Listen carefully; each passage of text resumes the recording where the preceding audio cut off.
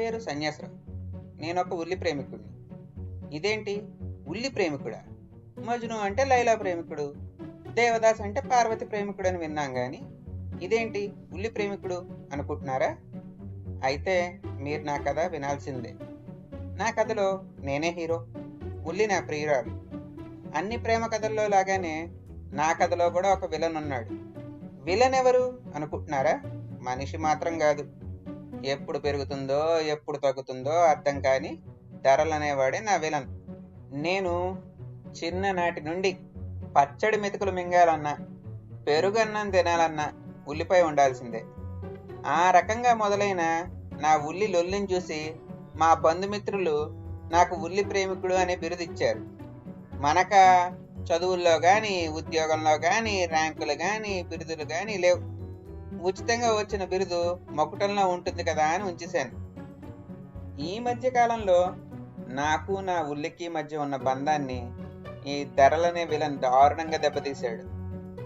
మొన్నటికి మొన్న నా భార్యామణికి ఉల్లిపాయలు తీసుకొస్తా, ఉల్లిపాయ పకోడీ చేయడానికి రెడీగా ఉండు అని హుకుం జారీ చేసి జేబులో 10 రూపాయలు వేసుకుని మార్కెట్కి దర్జాగా వెళ్ళాను.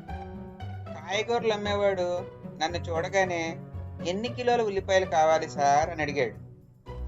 నన్ను ఆ కాయగూరలు అమ్మేవాడు గుర్తించడంతో నా మనసు ఆనందంతో గెంతులేసింది. వాడికి 10 రూపాయలు ఇచ్చి ఉల్లిపాయలు ఇవ్వండి అన్నా. వాడి చేత్తో 3 ఉల్లిపాయలు తీసి నేను తెచ్చుకున్న సంచిలో వేశాడు. దాంతో నా అహం దెబ్బతిని, ఏమిటయ్యా ఇది, 10 రూపాయలకి ఇన్నేనా ఉల్లిపాయలు అంటే వాడు నాతో మాట్లాడకుండా ఒక బోర్డు చూపించాడు. దాని మీద కిలో ఉల్లి 80 రూపాయలని రాసుంది. దాంతో షాకు గురైన నాకు నా ముందు నా విలన్ సంతోషంగా బ్రేక్ డాన్స్ చేస్తున్న ఫీలింగ్ కలిగింది. నువ్వు వద్దు, నీ ఉల్లిపాయలు వద్దు అనేసి ఆ 3 ఉల్లిపాయలు కూడా వాడి పొట్టలోనే పడేసి ఆవేశంగా ఇంటికి వచ్చేసాను. ఈ రకంగా ధరలనే విలను నాకు నా ఉల్లికి మధ్య దూరాన్ని పెంచాడు. ఆఫీసుకు వెళ్ళిన ఉల్లి తినాలన్న కోరిక నన్ను వదలకపోవడంతో పర్మిషన్ పెట్టి మరీ ఉల్లి సమోసాలకు పేరుగాంచిన బిర్లా కేఫ్కి ఆగ మేఘాల మీద నా 2 వీలర్ సైకిల్ వేసుకుని వెళ్ళాను. నేను మొట్టమొదటిసారిగా నా విలన్ని దెబ్బతీస్తున్నానన్న ఆనందంతో ఉబ్బి తబ్బిబ్బైపోయాను. 2 స్పెషల్ ఉల్లి సమోసాలు, ఒక ఉల్లి దోశ ఆర్డర్ ఇచ్చి టీవీ చూస్తూ కూర్చున్నాను. సర్వరు ప్లేట్లో 2 ఉల్లిపాయ సమోసాలు తీసుకొచ్చి నా ముందు పెట్టగానే ఆబగా నోట్లో పెట్టుకోబోయాను. నాలో ఐక్యం అయిపోతున్న నా ఉల్లిపాయని తనితీరా చూసుకుందామని ఆ సమోసాని 2గా విరిచాను. తర్వాత 4గా విరిచాను. ఇలా కాదని మొత్తం చిదిపేశాను. కానీ నాకు ఉల్లిపాయ కనిపించలేదు. దీంతో అసహనానికి గురైన నాకు సర్వర్ ఉల్లి దోశ తీసుకురావడంతో కొంత ఉపశమనం లభించింది. ఉల్లి దోశలో అన్న ఉల్లి ఉంటుంది కదా అని సంతోషించి దోశను తెరిచి చూస్తే అందులో తొక్కలు తప్ప ఉల్లిపాయ ముక్కలు కనిపించలేదు. సర్వర్ని పిలిచి, ఇదేంది ఉల్లి దోశ ఏదో బాబు, ఉల్లిపాయ లేకుండా ఏంటి అన్నాను. దానికి వాడు, ఏమో సార్, మాకు తెలియదు, మా ఓనర్ గారు 10 ఉల్లి దోశలకి 1 ఉల్లిపాయ వాడమని ఆర్డర్ వేశారు. ఇప్పటికీ 9 మందికి ఉల్లి దోశ ఇవ్వగా ఉల్లిపాయ ముక్కలు అయిపోయాయి.